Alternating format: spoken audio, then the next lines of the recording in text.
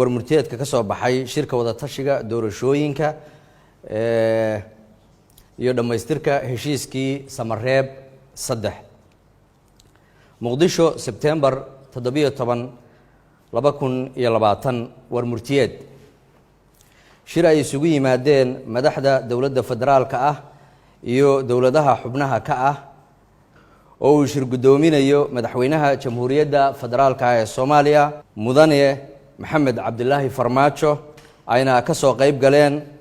kusimaha ra'iisul wasaaraha mudane Mahdi Maxamed Guuleed madaxweynaha Puntland mudane Saciid Cabdilaahi Dani madaxweynaha Jubbaland mudane Axmed Maxamed Islaam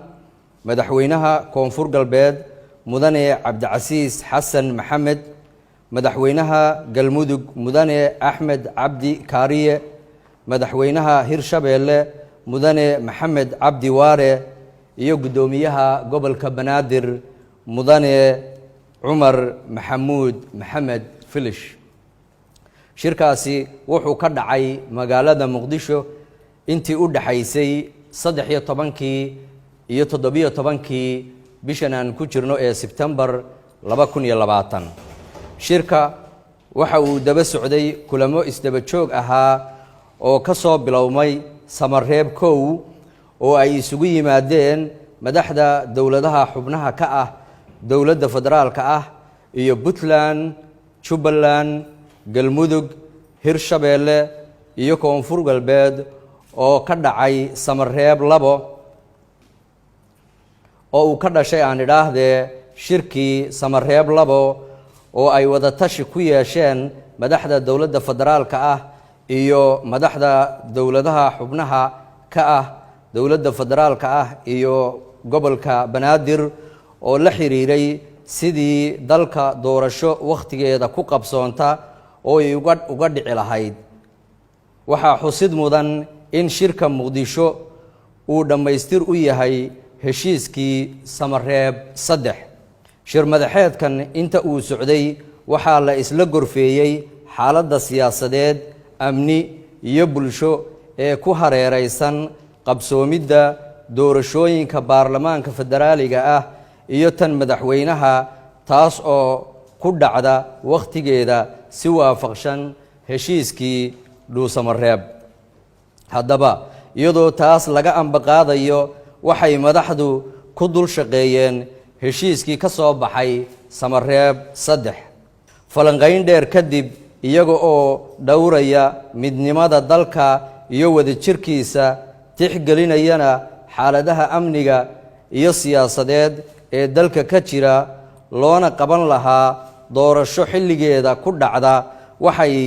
isla qaateen qodobadan soo socda qodobka koowaad in dawladda federaalka ah ay magacowdo guddi doorasho oo heer federaal ah kaas oo kaashanaya guddi doorasho oo heer dawlad goboleed ah in deegaanada doorashooyinka dawladaha xubnaha ka ah ee dawladda federaalka ah lagu asteeyo 2 magaalo oo caasimadaha gobolada uu ku dhisan yahay dawlad goboleed kasta in tirada ergooyinka xildhibaan walba u codeynaya ay noqdaan 101 ergo oo metelaya beesha wadaagta kursigaas in xulista ergada isla kaashan doonaan odayaasha dhaqanka bulshada rayidka ah iyo dawlad goboleedka in qoondada haweenka ee 30% ah la ilaaliyo in baarlamaanka heer dawlad goboleed ay dooran doonaan xildhibaanada aqalka sare in xildhibaanada aqalka sare ee Somaliland ay soo doortaan ergo matasha oo wada jir ah in doorashada xildhibaanada labada aqal ee Somaliland ay ka dhacdo magaalada caasimadda ah ee Muqdisho qorshaha doorashooyinka dalku waxa uu bilaabmi doonaa haddii Ilaahay yiraahdo 1 November 2020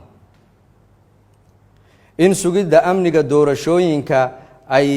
ka wada shaqeeyaan hay-adaha amniga ee dowladda federaalka ah ee Soomaaliya iyo dowladaha xubnaha ka ah.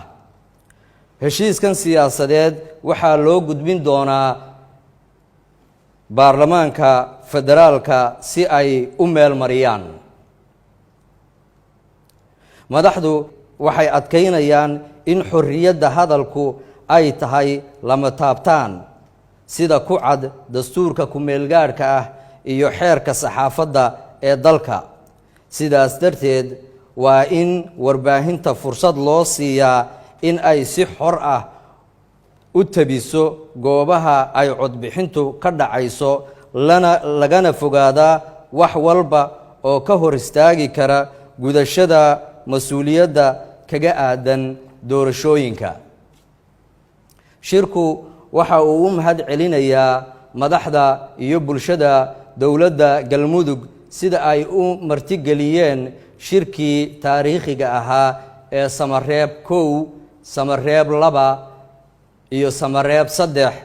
sidoo kalena waxaa ammaan mudan shacabka iyo maamulka gobolka Banaadir sida diiran ee ay u soo dhaweeyeen madaxda dowlad goboleedyada iyo wufuudii ballaadhnayd ee la socotay. waxaan bogaadinaynaa madaxweynaha jamhuuriyadda federaalka ee Soomaaliya mudane Maxamed Cabdulaahi Farmaajo hogaaminta ku dhisan isku haynta dalka ee uu muujiyey muddadii wadahadalladu socdeen, isagoo xoogga saaray in wadajir iyo wada ogol lagu dhammeeyo arrimaha doorashooyinka ee dalka. ugu dambeyntii, shirku waxa uu bogaadinayaa beesha caalamka kaalinta muuqata ee ay ka geysanayso dib u dhiska iyo horumarinta dowladnimada Soomaaliya. dhammaad intaas ayuu ku dhammaaday. sida uu qorayo heshiiskanina waxaa la horgeyn doonaa haddii Ilaahay yidhaahdo baarlamaanka federaalka ah si uu u meel mariyo.